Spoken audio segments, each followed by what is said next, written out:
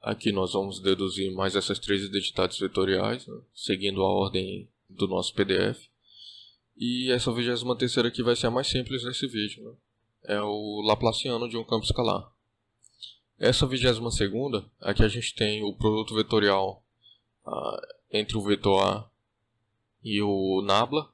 E o resultado disso vai ser feito um produto vetorial com o campo B. Aqui.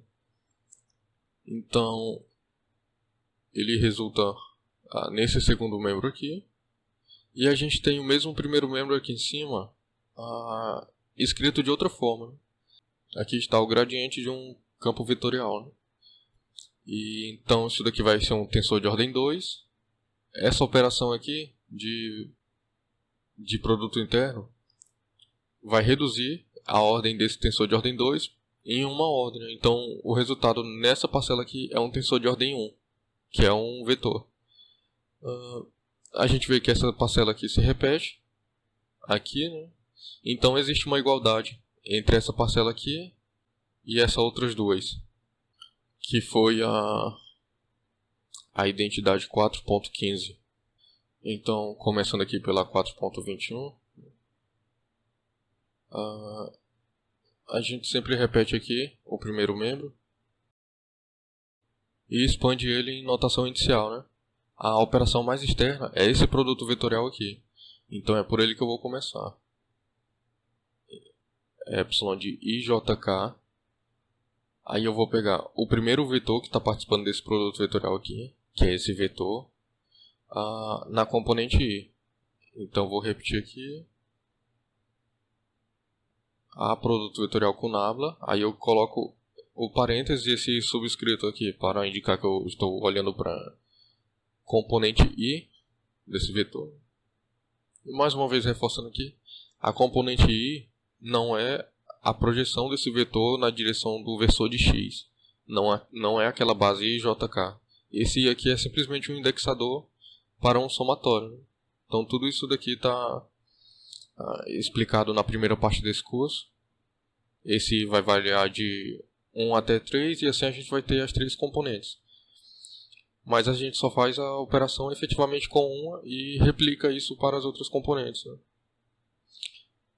Agora eu tenho que escrever o segundo vetor que está participando desse produto vetorial aqui nesse segundo índice. Então BJ. E agora um versor em relação a esse terceiro índice aqui. É K. Então, agora eu vou expandir isso daqui em notação inicial, observando que o terceiro índice que apareceu nesse símbolo Levi-Civita, ele concordou com o versor, com o índice do versor, né? Então, se eu quero esse vetor aqui na direção de I, eu tenho que expandir ele de forma que apareça o versor na direção de I. Então, o I vai ser o terceiro índice que vai aparecer no permutador desse produto vetorial aqui. Mas eu preciso de mais outros dois índices. E eu nem posso repetir mais o I, porque ele já vai aparecer duas vezes. Uma vez aqui e outra vez no próprio permutador. Eu também não posso repetir o J, que ele já vai aparecer aqui uma vez e outra vez aqui no B. E nem o K, que ele aparece uma vez no permutador e uma vez no versor. E cada índice só pode aparecer duas vezes. Então vou colocar índices novos. L, M e o I, que vai ter que estar na terceira posição desse símbolo Levi-Civita aqui. Então, o primeiro vetor que está participando desse produto vetorial aqui, indexado por L. O segundo vetor que está participando desse produto vetorial, no índice M. Del M. E aqui, se eu fosse escrever o produto vetorial completamente, né, eu colocaria um versor índice I. Só que eu não quero todo o vetor aqui, eu quero só a componente I. Então já vou fechar esse parênteses aqui. Agora eu repito essa parte, né? BJ é K. Então agora eu vou retirar esse parênteses na próxima linha. E essa derivada aqui vai estar atuando no símbolo imediatamente à direita dele, né? Que é o BJ.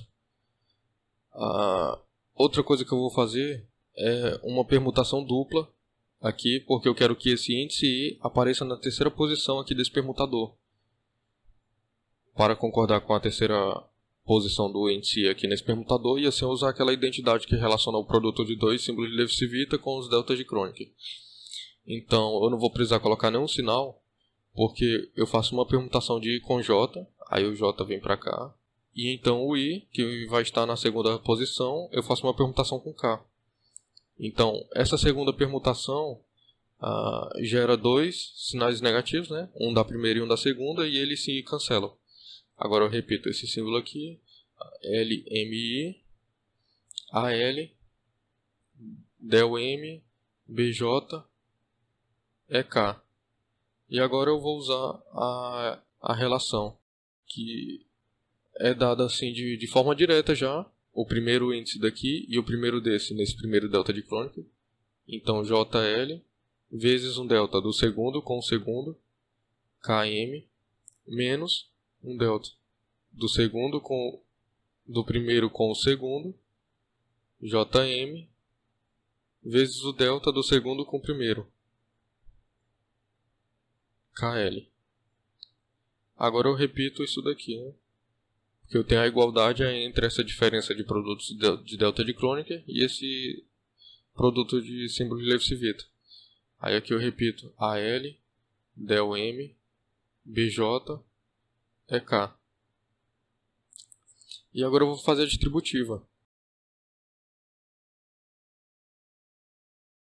Agora eu vou atuar esses delta de Kronecker aqui e substituir os índices, né? Então eu já sei aqui que se eu usar esse delta de JL, eu posso atuar ele em A índice L e B índice J. Se eu resolver atuar no A, eu vou ter AJ, BJ, mesmo índice. Se eu resolver usar esse delta de Kronecker para atuar no B, eu vou ter AL, BL, mesmo índice também, né? Então, só para relembrar, eu estou falando que o delta de Kronecker ele atua trocando o índice de um símbolo. Então, delta de JL AL é igual ao A. Aqui tem um símbolo, aqui tem um índice repetido, né? Então eu coloco outro índice, AJ. Essa igualdade é válida para qualquer símbolo aqui, e aqui sendo o delta de Kronecker contendo um índice daqui repetido aqui. Eu vou fazer essa substituição aqui e escrever AJ. Assim eu usei esse delta. Eu vou repetir, eu vou usar esse delta de Kronecker aqui também no DELM, vai virar DELK, BJ, EK. Menos, aqui eu vou fazer a mesma coisa, né? Esse AL vai virar AK. O DELM vai virar DELJ. Aqui BJ. E aqui versor EK. Eu já usei os dois deltas aqui, né? Agora eu vou colocar só um parênteses aqui para cá, que é para organizar, né? Ficar mais fácil de ver. Eu tenho aqui, dentro desse parênteses, a componente J do gradiente do vetor B. Então, para saber que, olhar para cá e saber que isso é a componente J do gradiente do vetor B, a gente tem que saber, né, que isso aqui se encontra na lista de relações que está na última página da parte 1 do PDF, e também foi mostrado em uma aula específica, né? Mas a gente pode lembrar aqui que o gradiente de B em notação inicial é o del em relação a esse nábulo aqui, um índice qualquer, por exemplo, o índice I. Agora vem o B em outro índice, BJ. Agora aqui vem um versor em relação a esse primeiro índice, e aqui outro versor em relação a esse segundo índice. E esses índices aqui não comutam, porque isso daqui é um produto diádico entre esses dois vetores, né? Entre o vetor nábula e o vetor B. Então, se eu quiser a componente J desse gradiente, eu vou escrever aqui, né, um parêntese J, e aqui eu vou fazer o produto interno com EJ. Então, esse produto aqui vai resultar em EI. Então, del I, BJ, EI é a componente em J desse gradiente aqui. Então, se eu olhar para cá, eu tenho a del K, BJ, EK.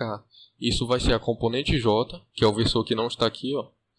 Aqui tem del I, BJ, EI. Aqui não tem mais o versor EJ, então vai ser a componente J. Aqui não tem o versor EJ, né? Então vai ser o componente J. Eu vou escrever AJ, gradiente de B, índice J, menos. Agora eu vou comutar isso daqui, né? O del J, BJ não comuta entre eles, porque isso é uma aplicação da derivada nessa componente. O versor EK e o AK também eles podem comutar, né? Então eu já vou colocar logo aqui um parênteses também. E eu vejo que del J, BJ é o divergente de B.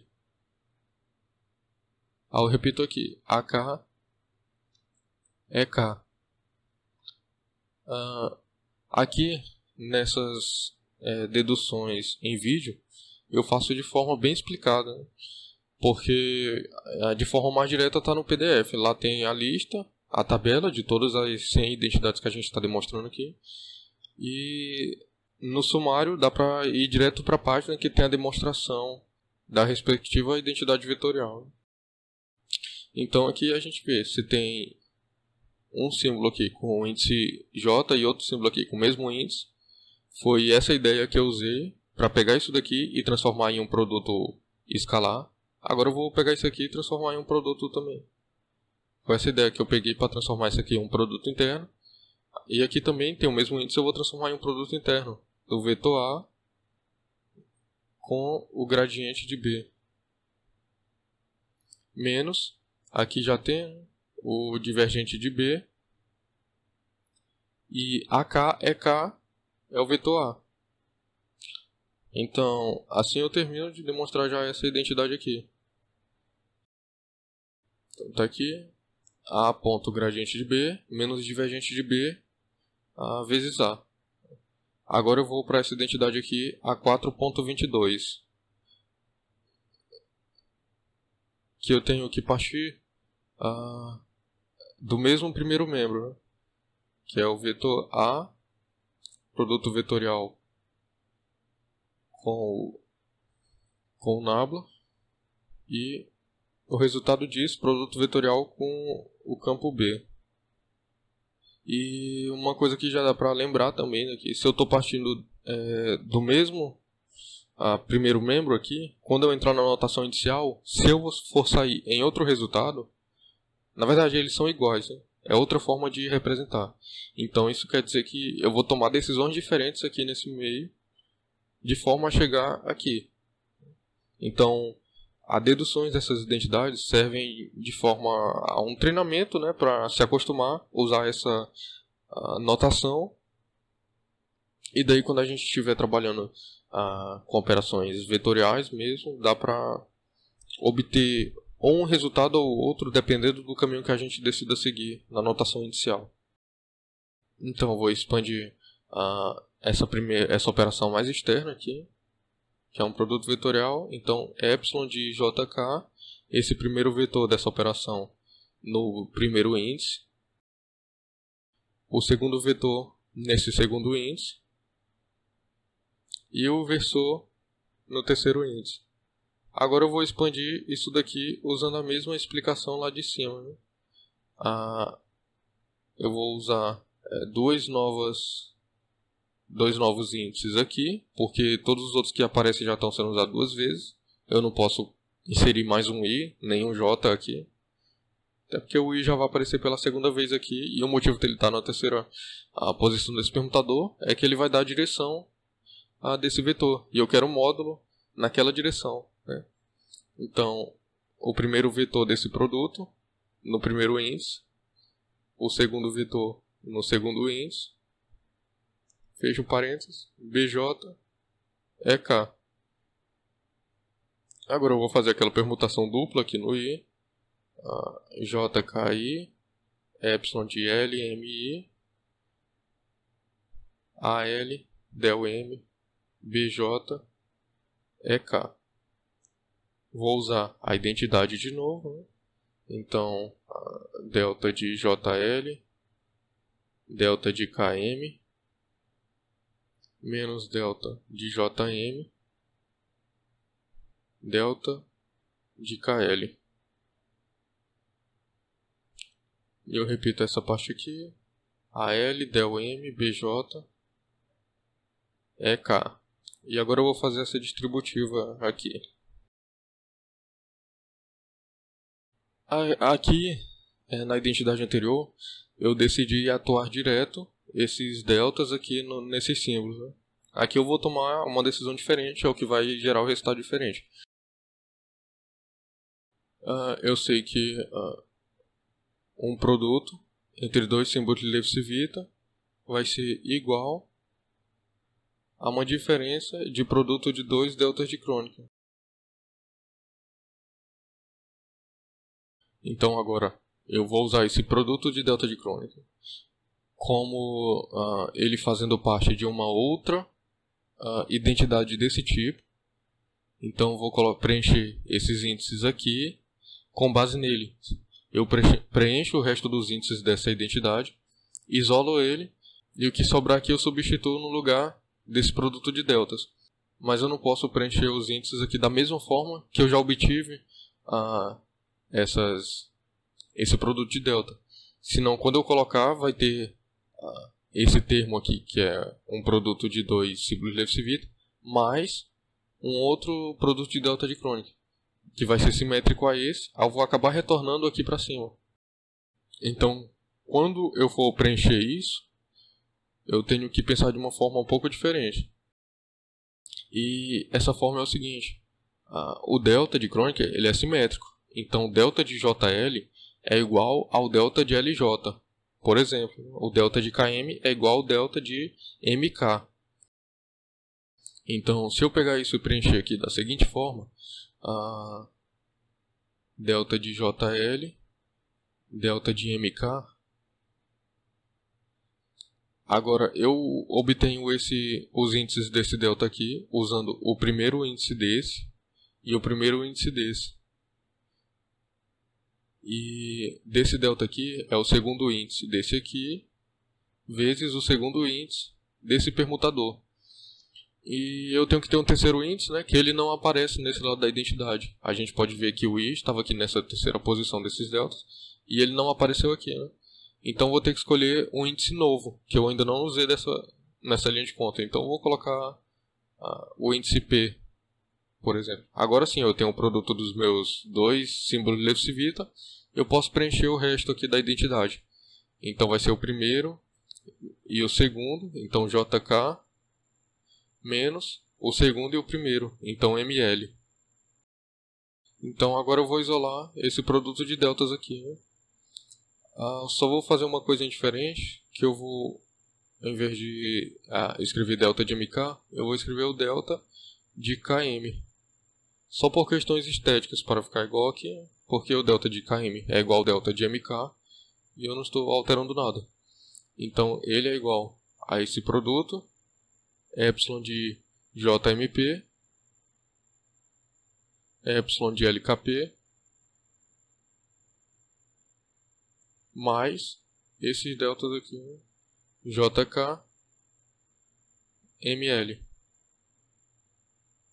E agora eu posso substituir esse produto de deltas por isso daqui. Menos, continuando aqui, né? Agora esses daqui sim, eu vou atuar o delta de Kronecker aqui. E só para deixar claro, quando eu pegar essa distributiva aqui, eu vou ter esses mesmos símbolos aqui e aqui.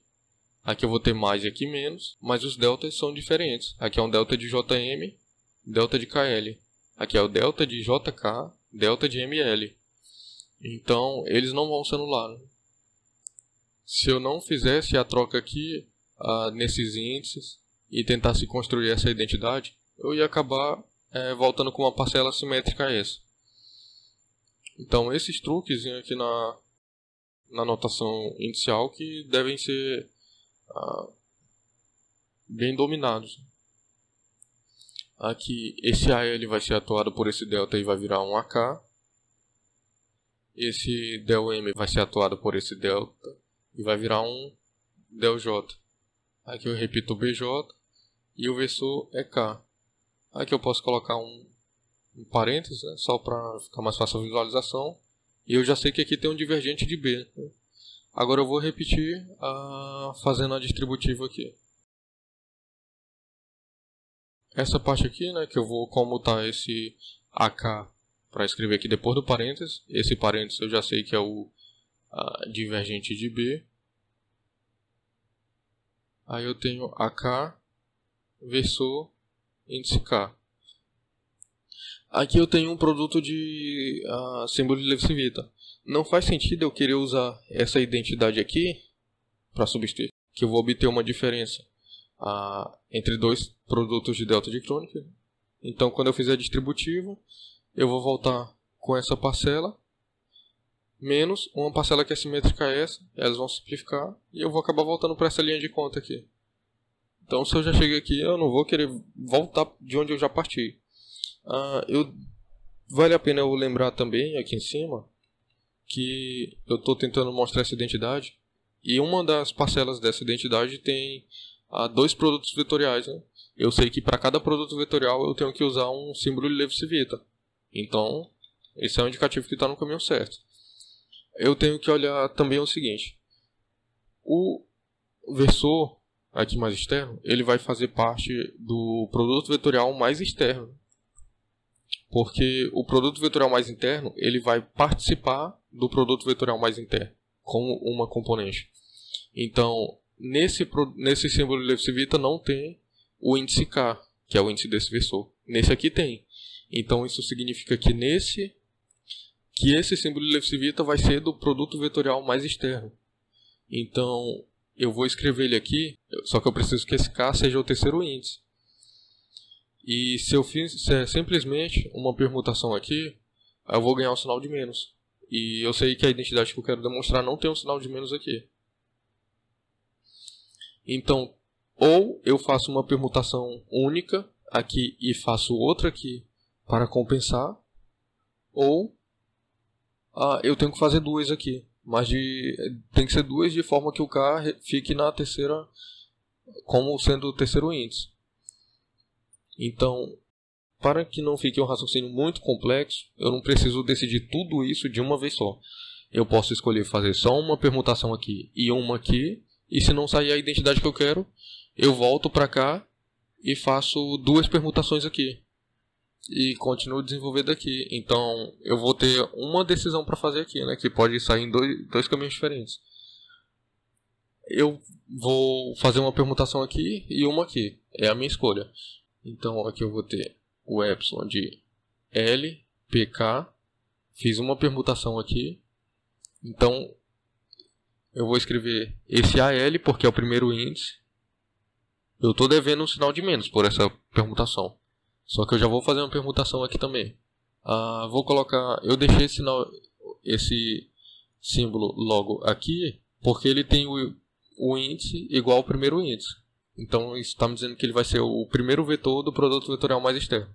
Agora eu vou abrir um parênteses porque eu vou colocar esse próximo símbolo de Levi-Civita.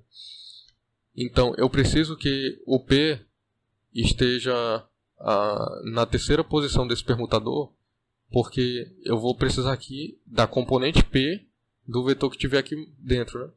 Que é a segunda componente daqui. Então, ele já está. O que eu vou fazer agora é uma permutação entre esses dois índices, para compensar o sinal de menos aqui. Então vai ser epsilon de M, JP. Agora eu copio o que eu ainda não copiei aqui, que foi o del-M, BJ. Eu fechei esse parênteses e repito o EK. Aí eu volto aqui e já vejo que a minha escolha de fazer uma permutação em cada já foi a correta, porque aqui deu certo, ó. MJ, MJ. Então... esses dois símbolos eu não posso permutar. Isso aqui não é um simples produto vetorial entre dois vetores para eu ficar comutando. Essa aqui é uma derivada aplicada em B. O B tem que estar à direita do M.